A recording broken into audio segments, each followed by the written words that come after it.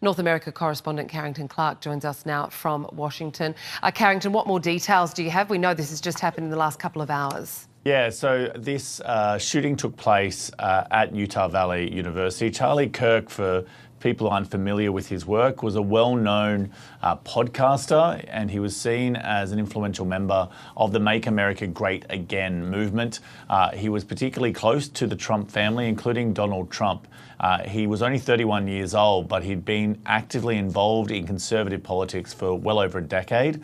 And part of his work, or his focus, was going on to university campuses, high school campuses, places that he saw as really strongly progressive, in order to try to convince young people to come across to the conservative cause. And that's what he was doing at this particular event. As he often did, he sets up a plastic kind of gazebo in the middle of either the college green, or in this case an amphitheatre, and then asks for questions from the audience about contentious political issues. And at the time that he was shot, he'd just been asked about mass shootings in the United States and any connection, as has been made by some conservative pundits, about transgender people being involved in mass shootings. The video, and there are lots of videos that were taken at this event because there was a very large crowd. These events are set up to be filmed. They often rely on these events going viral, but we can see different videos with different angles.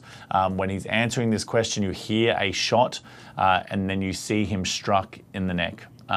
His security forces, his team, has then transported him to a hospital, but he was then declared dead, including by, as you read out, the President of the United States, who has also ordered that American flags be flown at half-staff in commemoration of Charlie. We have heard from the FBI head, who says that there is now a suspect in custody, and we wait to see exactly what they have to say about what led up to this event.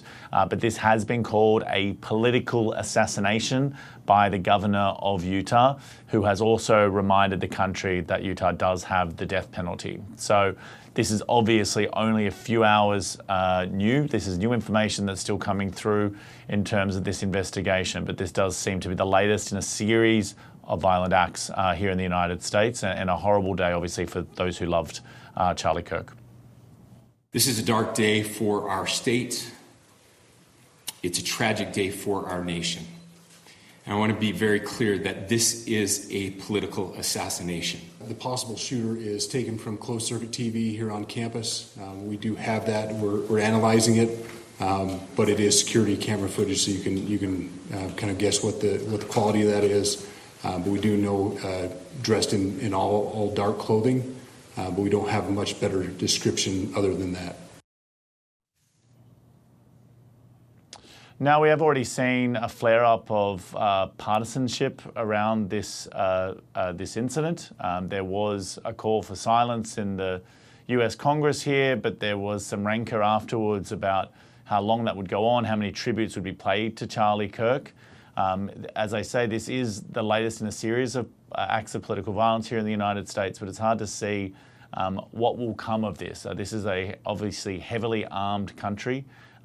Huge amounts of weapons exist in the population, and the political discourse has become increasingly heated in recent times. But it will be interesting to see exactly what are the political ramifications, and how Donald Trump in particular chooses to address this after he has survived his own assassination attempt. His initial response was to talk about bringing the country together, but we know that that is not what's occurred in the last year. The polls would suggest this country is more polarised than ever, but unfortunately just the latest example of political violence here in the United States.